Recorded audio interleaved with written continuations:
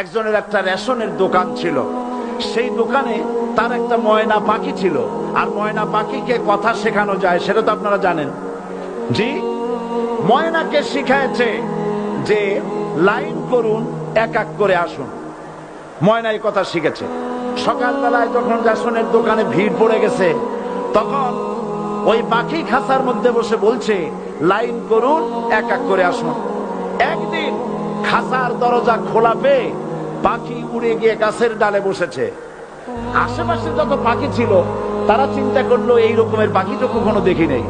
ময়না তো দেখতে কাকের মতো না, শালিকের মতো না, দেখতে একটা ভিন্ন রকম। ওরা এসে চতুর্দিক থেকে এই নবান্ত এই যে নতুন এসেছে ওরে ঠোকরানো শুরু করেছে চতুর্দিক থেকে। ঠোকরানি খেয়ে ময়না বলতেছে লাইন করুন, এক এক করে আসুন। এখন ময়না তো বোঝে না যে কি বলতেছি, আর যে পাখিরা ঠোকরাচ্ছে তারাও তো বোঝে না যে কি শুনতেছি। ময়না যদি বুঝতো যে আমি কি বলি, সবাই মিলে ঠোকরায়, তাই জান বাঁচে না। লাইন করে ঠোকরাইনি তো কলজে যাবে, সব ঠোঁটে ঠোঁটে চলে আসে, বোঝে না। আমাদের অবস্থা তাই হয়েছে। এই যে আপনারা এখানে দাঁড়াইছেন কেন? যারা যেখানে দাঁড়ায় বসা মানুষেরা অনুরোধ করে বসায় দেন। এত বড় বিশাল মাহফিলে আপনি দাঁড়ায়া কোন মানুষকে কষ্ট দিবেন না, জায়েজ নাই। মুসলমানদেরকে কষ্ট দেওয়া কবিরা গুনাহ।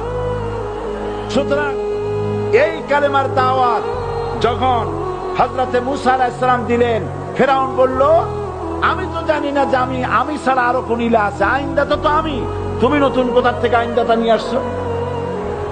ফেরাউন বলছে দেখো, আমারে বাদ দিয়া যদি অন্য কাউকে ইলাহ বলে তুমি মানো আর সেই শিক্ষা যদি যে জাতিকে দাও, তাহলে আমি তোমাকে ধরে লাআজআলান্নাকা মিনাল মাসজুনিন, আমি তোমাকে কারারুদ্ধ করব, আমি তোমাকে জেলখানায় ঢুকিয়ে দেব।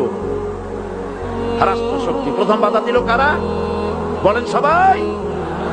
সেই বাধা কি ওখানে শেষ হয়েছে না এখনো আছে? আছে কিনা জোরে বলেন। আমি তোমাকে জেলখানায় ঢুকাবো। হযরত মুসা আলাইহিস সালাম বলেন ফেরাউন রে, জেলের ভয় আমি করি না, আমার কি জেলের ভয় দেখায়া লাভ নাই। আমি আল্লাহ পাকের পয়গম্বর হযরত মুসা আলাইহিস সালাম। ফেরাউনের দলবল আছে, লোক লস্কর আছে, তার অস্ত্রের অভাব নাই। আল্লাহ রাব্বুল আলামিন মুসা আলাইহিস সালামের কাছে একটা অস্ত্র দিয়া দিলেন। দিছিলেন কিনা? আল্লাহ পাক হযরত মুসা কি বলেছেন, ওয়া মা তিলকা বিয়ামিনিকা ইয়া মুসা, মুসা রে তোমার হাতে ওটা কি?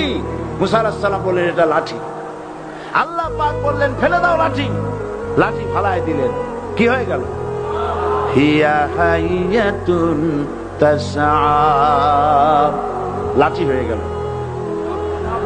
এখন লাঠি পড়ে সাপ হয়ে গেল। সাপ দেখে নবী হোক, ওলি হোক, সাহাবী হোক আর আলেম হোক, সাপ দেখলে ভয় করে না মানুষের? মুসা আলাইহিস সালাম ভয় পেয়েছে। আল্লাহ রাব্বুল আলামিন হযরত মুসাকে শোনায় দিলেন, খুযহা ওয়া লা তাখাফ সানুঈদুহা সিরাতাহাল উলা,